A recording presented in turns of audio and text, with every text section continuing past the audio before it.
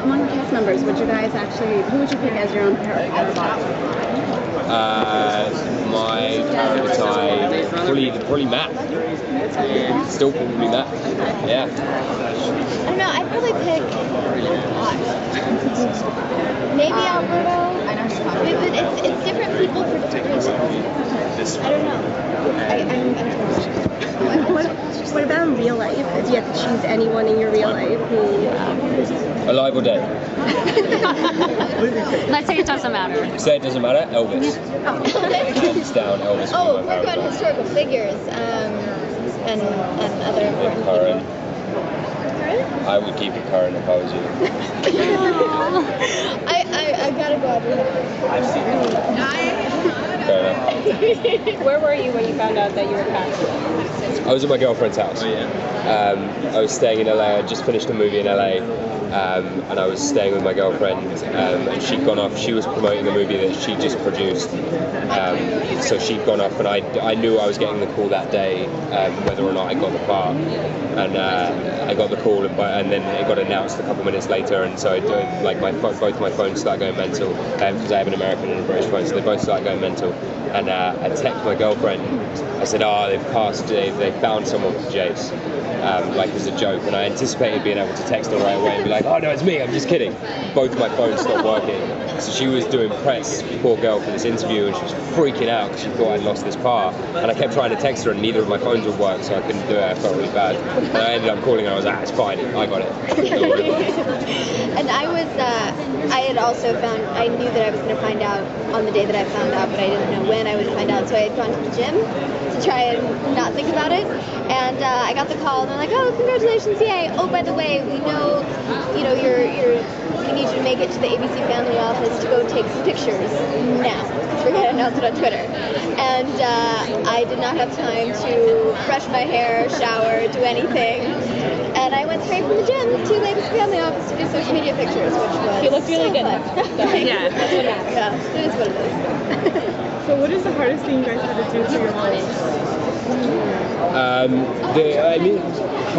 Hard's maybe not the correct word, but we had to both physically train and then stunt train as well. So we all of us as a team kind of physically transformed the way we look to become these soldiers, as it were.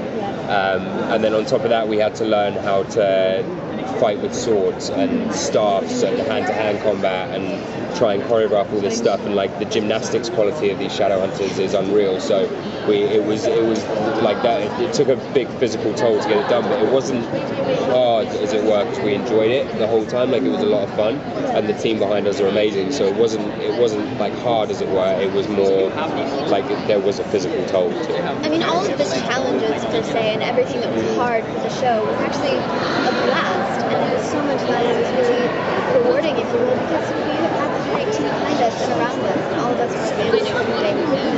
We're laughing all the way through. Yeah. What was the funnest weapon you got to train with? I had a lot of fun with the bow staffs. I have a fight with one character a few episodes in where we're fighting with bow staffs and training and fighting, and it was a lot of fun because I'd never done anything with a weapon like that before, and it was really cool. We had a good time, and I think it turned out pretty well. And all of the weapons are a lot of fun. I mean, they were designed from day one for the show and for us. So we spoke about the different lengths of swords and the weights and what they would look like and how they behave. And I don't know if any of you guys managed to see the footage we just showed, but the swords build themselves, they extend. And so the mythology behind them all and this, that and the other. But on top of that, there's the element that it's not, the swords are like a part of them, but there's more to it than that. There's more to a Shadowhunter than that. I could fight, Jace could fight without his sword. I couldn't. I couldn't do anything. But Jace can fight without his sword and is a very competent fighter without his sword. But my favourite weapon is I'm not going to tell you what it is because it's brought in the last episode. It's brought in the last episode, and it's kind of a surprise for everyone that I'm using this weapon. But that was a lot of fun. It's also exceptionally dangerous. It's a dangerous. Even the prop that I had was exceptionally dangerous, and both me and the person and or people who I may or may not be fighting in this last episode. We both managed to get hurt at least a little bit fighting with these things, because they just are, they're dangerous, and we train. There's so much you can train, but there's also an element of like, I'm not a shadow hunter. I haven't been doing this my entire life. Like, I don't know how these weapons work, and I can train for 6 months, but that's not really enough.